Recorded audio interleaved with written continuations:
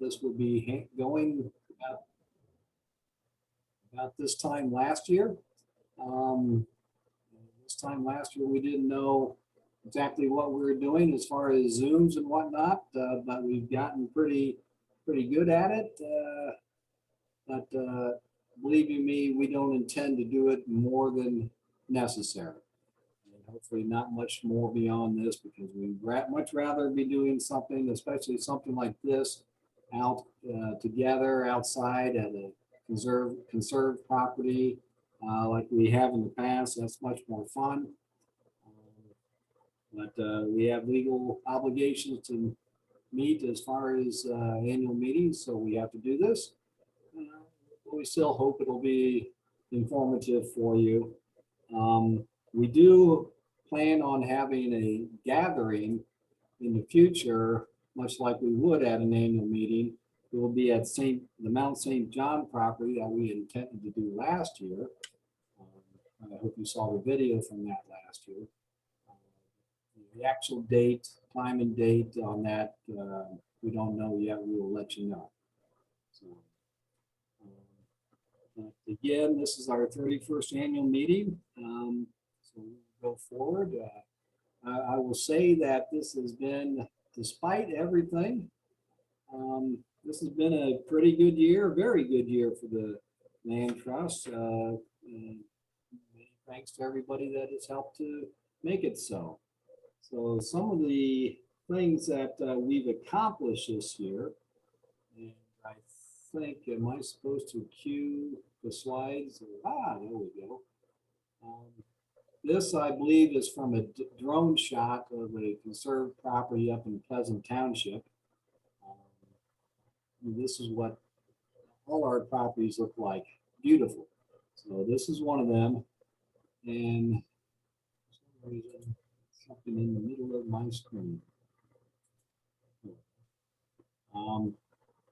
So overall, you see the numbers presented, how many properties we've preserved overall and how many acres. And it is nice to point out that our long-term goal of 100,000 acres, we are about a third of the way there. That's overall. Now, this past year would be the next screen. This is what we've accomplished. 24 out of 200 some acres, it was 200 some easements. We did 24 in this past year alone, with 3,800 acres in itself. It was a remarkable year. And it was a very busy year for many. Couldn't have been done with a lot of work over, not just last year. A lot of it was work leading up to that, but it was done. We were able to do that. That's a great number of acres preserved and protected. And not just the land, but we're also protecting waterways. That's a different number that I had earlier this morning. It's getting bigger. I like that. That's part of what we like to do, is preserve the waterways by preserving the lands around that. And part of preserving the waterways, a big part of that is the Jacoby Partnership Project. Here we go. Through the partnership project, Jacoby, we're able to get some EQIP funding for various land conservation practices that people can do on their properties. These are some of the different things that you can use the funds for, and our landowners have used.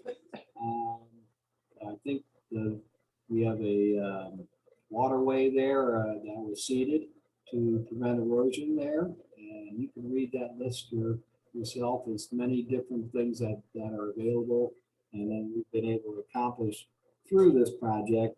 This just gives us a good way to get some funds, some federal funds, and apply it towards good conservation practices in the area.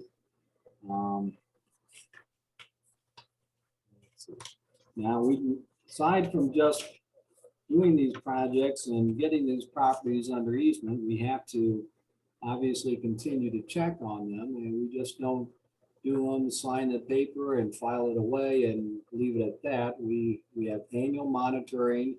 And this is just a number of hours that the monitor spent just through the basic monitoring. This does not factor in all the behind the scenes work leading up to the monitors, the follow-up work with the property owners, and just in general, the fielding of questions with property owners, future property owners, new property owners. We've been at this through so many years that we're now getting a number of people that are buying already preserved properties that we like to work with and educate so they can work with us and making sure that the property remains in as good condition like everyone intended with the conservation easement. So that's what we've been doing a little bit in this past year, and all to support this, we've got a lot of great groundswell of, that's the expression, groundswell of support from our membership and contributions and donations to help fund all this. So I'm going to pause here first to see if anyone has any questions so far. Feel free to unmute yourself if you have a question, raise your hand or submit it in chat.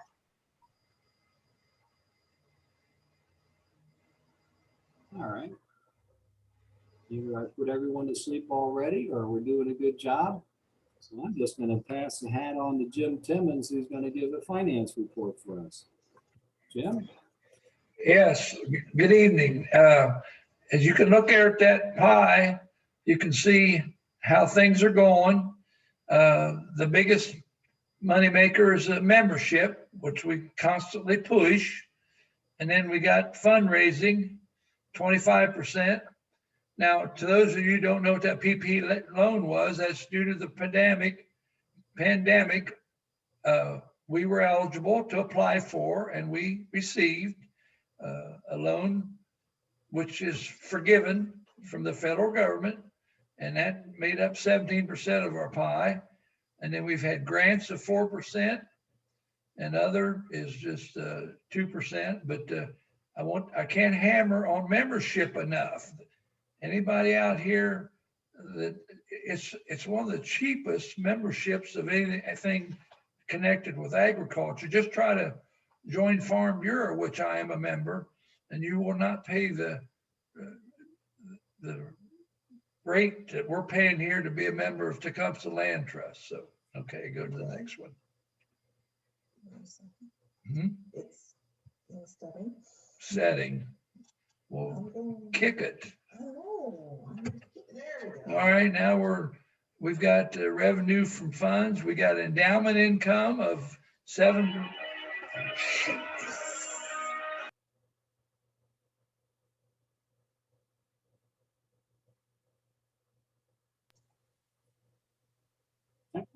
We'll be back with you momentarily.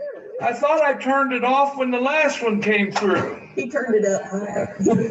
But anyway, you'll see there where the multitude comes from the stewardship fund, the revenue. And we have a lot of money in the stewardship fund simply because we are required to cover all these loans. If everybody would try to bust their preservation at the same time, we've got to have money to cover them. That's been one of my pet peeves. We got to set on all this money, but it's there and it's accounted for. And then you got dedicated funds of 8%. So that's kind of a makeup of that. Has everybody got a picture of this? Yes. Okay, all right.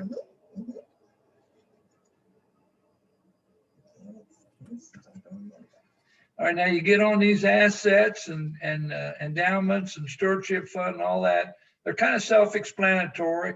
The only one that somebody might have a question on is special purpose funds. My understanding, we have people that due to having a little more money and they bequeath it to us or they give it to us and that goes in that. But this land and easement acquisition fund, we've always felt that there might be some spatial property out here we need to grab a hold of before development grabs it. So that's kind of what that's there for.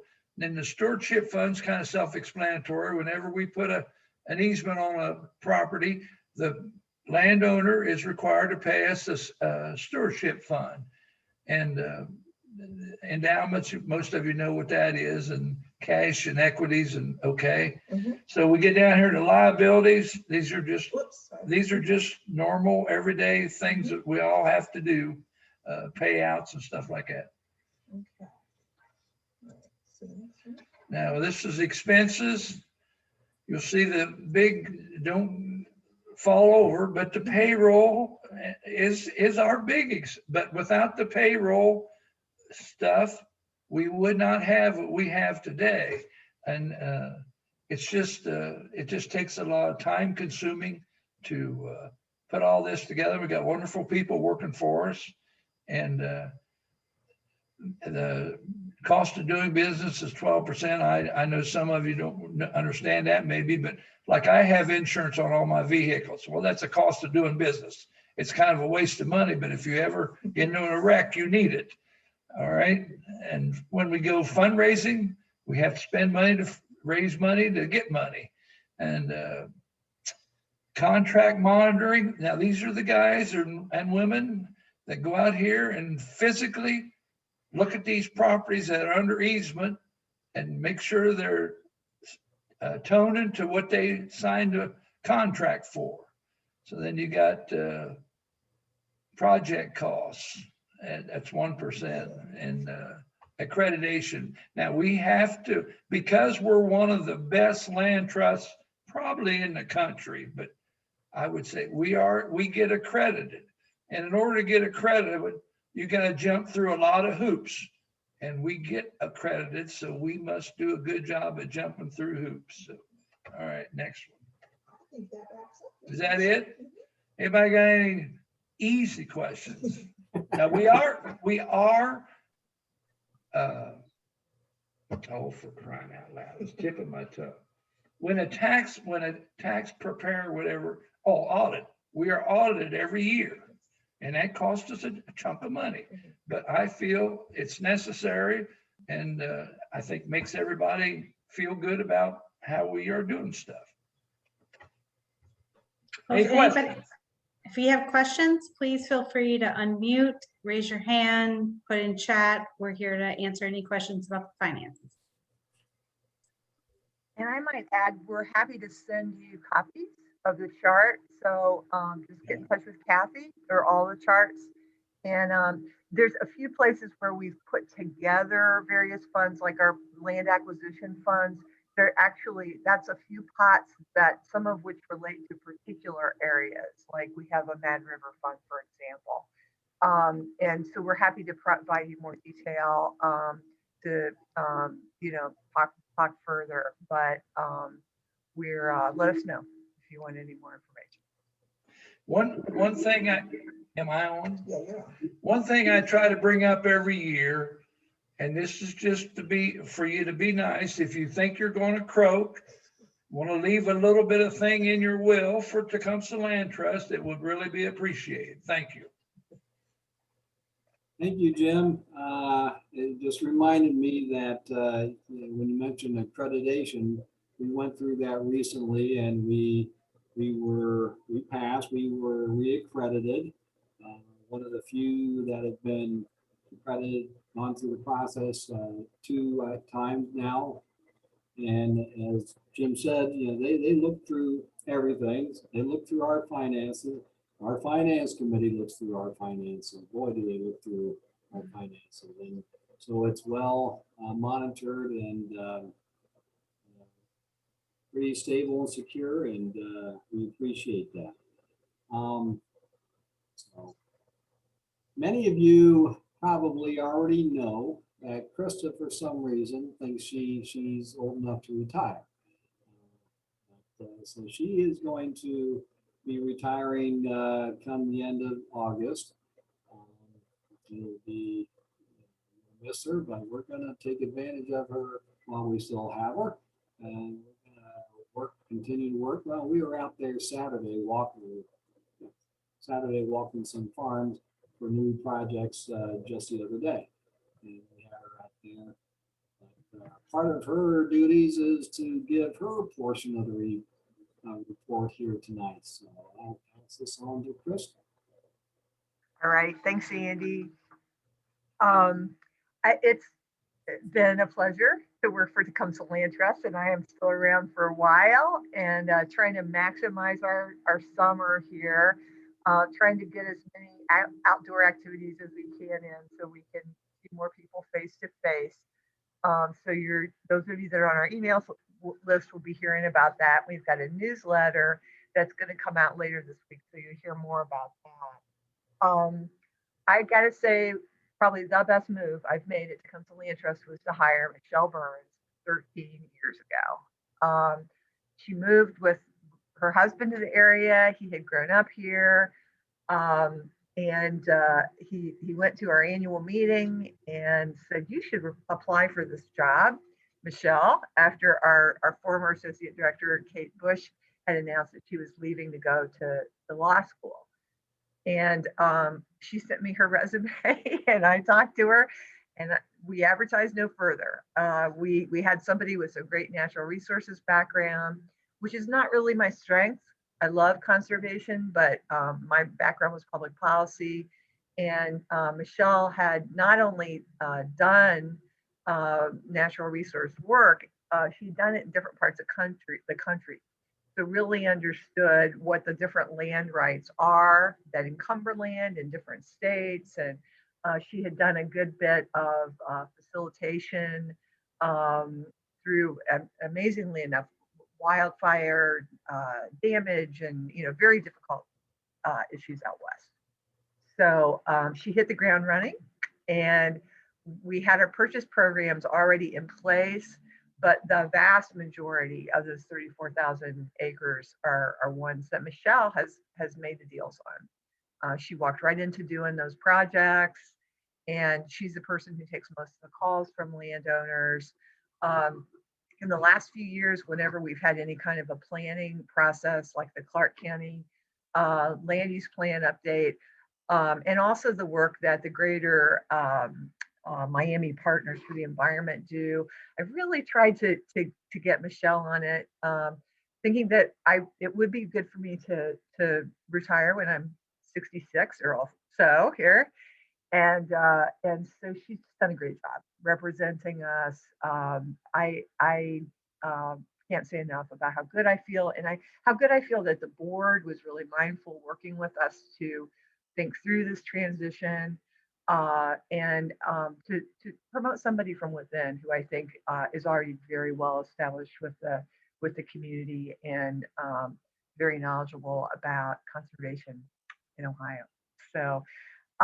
Michelle and I often will puzzle, how do we describe what we do to people? And we decided tonight we would give you a little bit of depth about the stories that relate to the different blocks of land that we protect. I think almost everybody that is active with the Land Trust loves to look at maps and find out a little bit about how did this come together, and who are some of those people who decide to preserve their land? How do these blocks kind of shape up over time? And so tonight we decided we would kind of talk a little bit about our work through some maps and storytelling. And with that, I'm going to turn it over to Michelle to talk about one of my favorite blocks of land in Madison County in Clark Township. Great, thank you, Krista. So this block of preserved land that you're seeing all in green is our largest block of contiguous farmland that we've protected. It's over 4,000 acres. And as you can see, many, many stream miles of the headwaters of the Little Miami. I mean, it's really a pretty remarkable block. And thanks so much to the efforts of Krista and Julia Cady for reaching out to those landowners way back in 2002. When Clean Ohio opened to get this process started. And the first landowner in this area to get funded was Marvin Burche. He's kind of in the most southeastern part of that block. And he was the first applicant for the Clean Ohio program, got in 2003. And then after that came the Roberts family, the Harbage family, the Spears family, until this block just really started to take off. The final leg of it was at the very southern, southwestern end, with the Spears brothers connecting both the Skillings and Elder easement to this block. They were funded in 2020 after purchasing the farms that we kind of thought we had always wanted to preserve, but didn't think was really attainable until they bought it. And as soon as they bought that land down there in the western part, we were able to get funded easements for those that really locked up that whole block of preserved properties. So it really is a pretty remarkable contiguous block of preserved farmland. It's really what the program intends, because now, you know, the village of South Charleston will never have to extend services out that way. They can really kind of look for other properties to grow where they can extend those services, and it's affordable for them. So, and also another recent easement purchase was the remainder of the Berchet farm, which is just right outside of South Charleston. And we also closed that one just recently here. So it was very exciting to be a part of this huge block that we really are very proud of. And I think ODA and NRCS, who are the funders of these easements, are also pretty proud of. So next slide, please. And then we move into Pike Township, which is the opposite side of Clark County from Madison Township, the very northwestern side. And we had very early applicants in this township to the Ag Easement Purchase Program. But the way that the program was structured in the early days, you were always competing statewide or regionally, and so they just couldn't compete. And so a lot of those landowners dropped out. But in recent years, we had some renewed interest in preserving farms in that township. And because of the good soils there and the really good zoning that Pike Township has put into place, as well as proximity to preserved properties in Miami County, just next door, we were able to start a whole new domino effect of preserved land, which is exactly what we want to do. So in the upper northwest corner of your screen, you'll see that's the Pence easement. That one was started in 2016. We closed that easement. And then since then, we've worked with many other families in the township who are also preserving their land. Lots of Honey Creek and Honey Creek tributaries are being protected.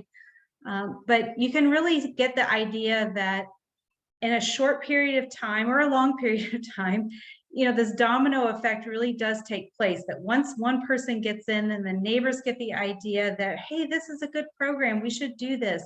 And it just keeps going. And that's how you preserve those blocks of land. And it takes time, it takes persistence.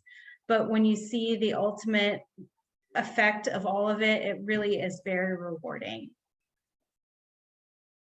Hopefully I didn't miss anything. I think you can go on to the next slide and I'll turn it back over. A fellow land trust director talked about the audacity of perpetuity in the business that we're in, which I think is really well put. You know, we work with landowners who voluntarily want to protect their land. And so that, I think Michelle described very well, the front end can take a few months, it can take several years, but the back end of it is equally important to keep our promise that we're going to protect land and water forever. So it's an ongoing process. We're seeing land turnover. And when that happens, we've got to really orient those new landowners. And we talk to a lot of people before they consider whether they want to buy a preserved property, because we want to make sure that they have all the information that they possibly need. The last block we're going to talk about tonight, and by the way, there's other blocks. So anybody who wants to have any more township tours, Michelle and I are happy to do that. And we've got sort of our big map for anybody that hasn't seen it in our office. It kind of helps you see how they tie together. Generally, that idea of 3,000 to 5,000 acre blocks of preserved land together is kind of what people look for, especially with farmland preservation, and then trying to protect rivers and streamside forests along those rivers within the farmland. This is a little different block. This is our Jacoby Greenbelt block. And this is the area where the Jacoby partnerships that Andy mentioned earlier was started after the Arnovitz farm went to auction. We felt like there was such interest in Miami Township, Yellow Springs area, our roots, the place we're from, in not just preserving land and farmland, but water quality. That water quality was really important. The Arnovitz property, those of you who've gotten to walk it, has had a meandering stream on it that kept wanting to meander, and that made it difficult to farm. It was very hard to farm. So as we were concerned about that auction and hoping to preserve that property, which is pretty close to the middle of your screen. It's just west of Yellow Springs. That's the piece of the Arnovitz farm that Agraria got on Dayton Yellow Springs Road. And so we now have an easement both on some farm area there and on the area of stream that's being restored by the Nature Conservancy as a part of that project. It's been a really great project, a challenge. We've got federal partners, state partners, local partners, including Xylem, YSI, Yellow Springs Schools. It's really been a different experience and a bit of a challenge, but very exciting. Central State's a partner. Dr. Sakti, a researcher there, has been just a fabulous aid to us, working with Xylem and with our 7th graders. We're looking forward to getting them back out there doing stream testing again. So that that's been a kind of a exciting focus, I think, to return to the area that we're from and to try to kind of wrap up this long planned greenbelt. On the eastern side of Yellow Springs, John Bryan State Park, Clifton Gorge, and Glen Helen have been around for quite a while. In the 1960s, a number of our community leaders decided that it would be a good idea to try to buffer those natural lands with farmlands in order to be able to build an even bigger block of countryside. And they called that effort the Country Commons, and several people agreed to that plan. And they did indeed preserve some land on that eastern side of Yellow Springs.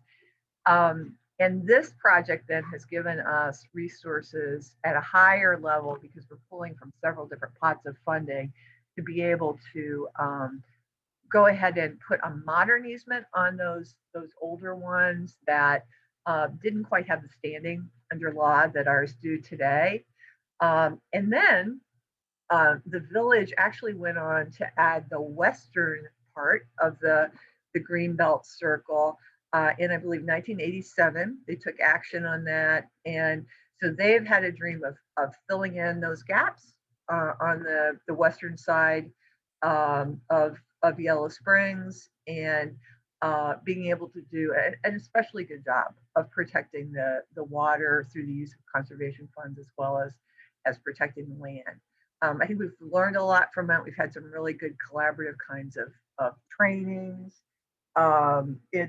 We got 2 more years of this program, and we hope we will be able to fill in some of those gaps. If our landowners are interested, we'll soon be giving them another round of communications to just check on their interest and see if they want to kind of get going on this while we have more than average resources available to do this. Additionally, going to the next slide, I talked about the education events that we've had the last 3 years affiliated with the Jacoby Partnership. Last spring, summer, as COVID hit and we all had to deal with confinement from a lot of the things we enjoy doing socially and outdoors, there was a group of people that came together with the guidance of the Environmental Commission in Yellow Springs and some extraordinary volunteers to try to become a certified wildlife community. And the way that you do that, working with the National Wildlife Federation, is to apply a fairly basic checklist of things that individuals can do in their own yard, businesses can do, churches can do, in order to provide good resources, most of all for birds and for butterflies and other insects, beneficial bees of all kinds. And they also happen to add beauty to those properties.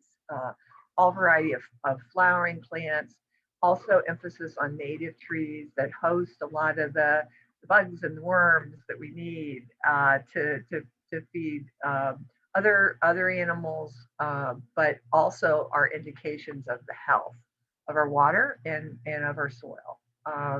And so we jumped on board along with the Glen as a primary partner on this. Community Solutions is as well. And it's really been a good experience. We recently had some good Earth Week events going on. It's been a nice opportunity to do some outdoor events, to feel like we're making some progress and finding ways that everybody can kind of get involved to some extent. And we certainly do have volunteer opportunities on some of the properties that we hold conservation easements on that are a part of this program, including, I think we have a date coming up on Glass Farm here pretty soon, which got certified pretty quickly. And so again, we'll be keeping up with through our emails dates for those outdoor events and related educational events. It's really been a good endeavor, and I think we'll all agree that nature kept us saner in this last year. It's kept me saner for my whole lifetime. So it really was good to have a nice project that not just farm owners could jump into, but everybody in the community could perhaps be a part of. That is about all I have to say at this point.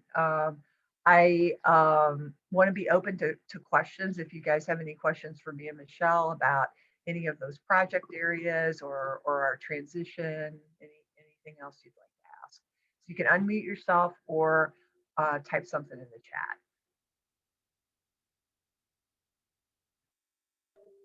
This is a quiet bunch, unusual. If we were together, it wouldn't be. All right. We're going to have more opportunities for questions, but what I need to do next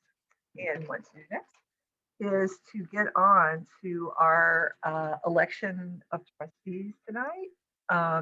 And I'm going to introduce Susan, who, as our vice president and our nominating chair, is going to nominate some trustees for voting. Thank you, Krista.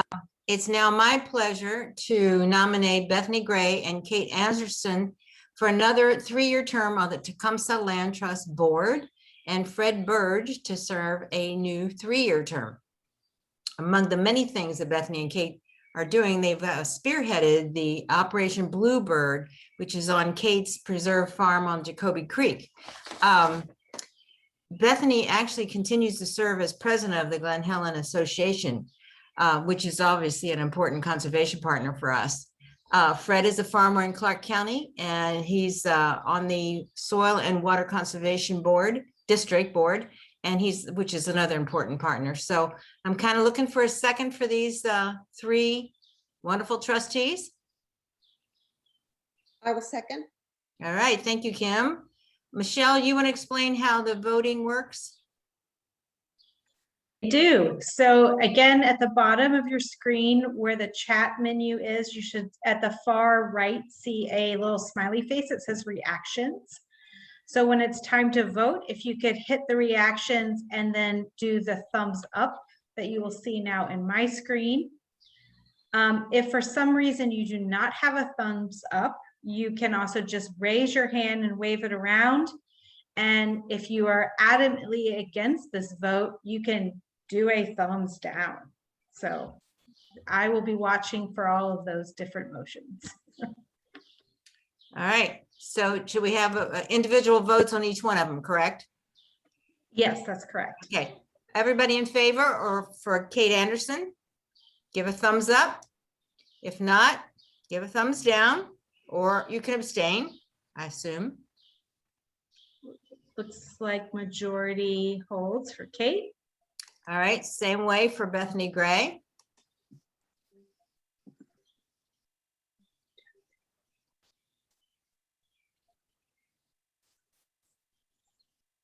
We good? Okay, majority holds.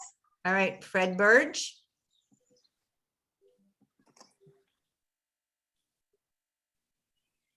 Okay. All Looks like right. majority holds.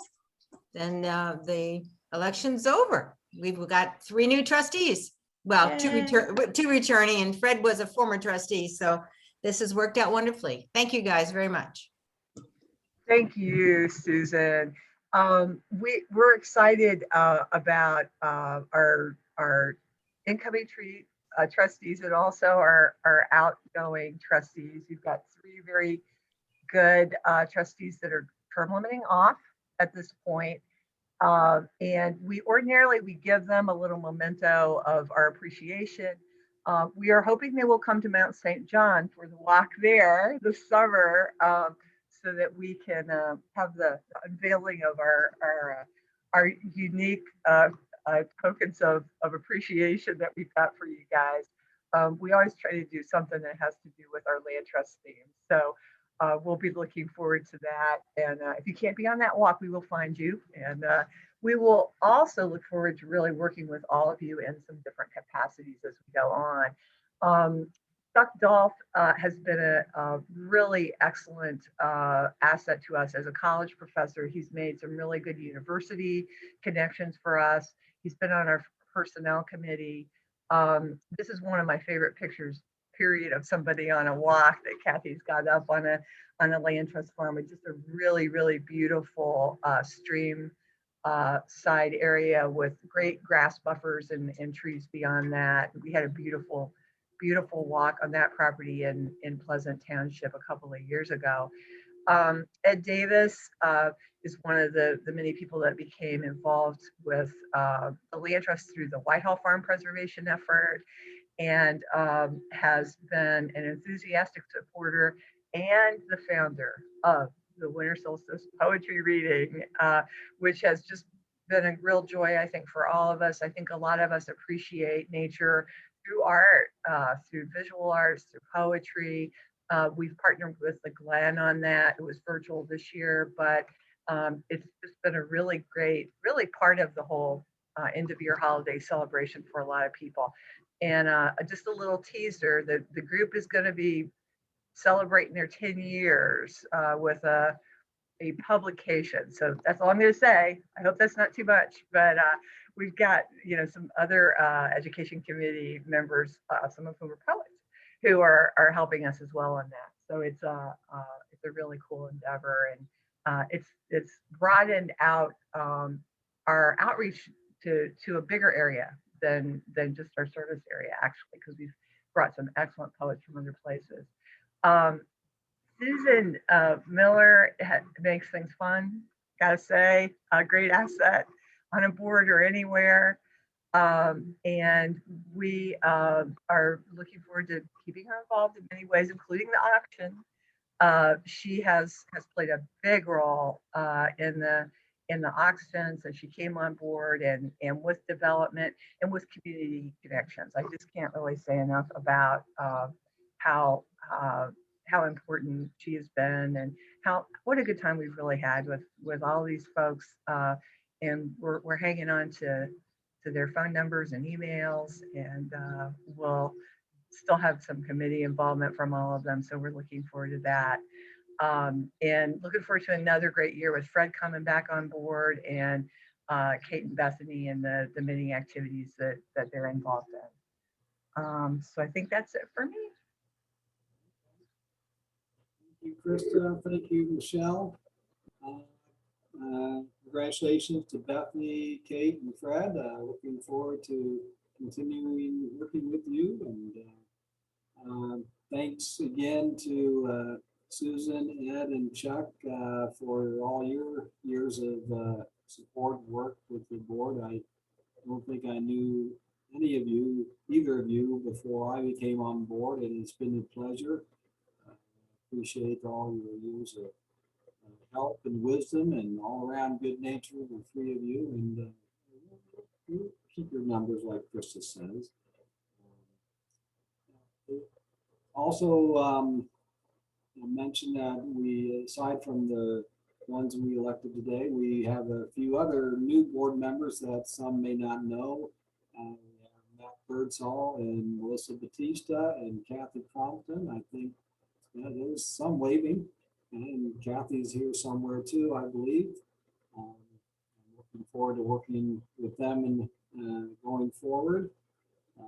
This whole thing can't happen without the help of all these board members and the volunteers that help us in other areas. And of course, our staff, Krista and Michelle and Kathy, who are all help putting this here together right now. We also have Lauren and Jenny as well.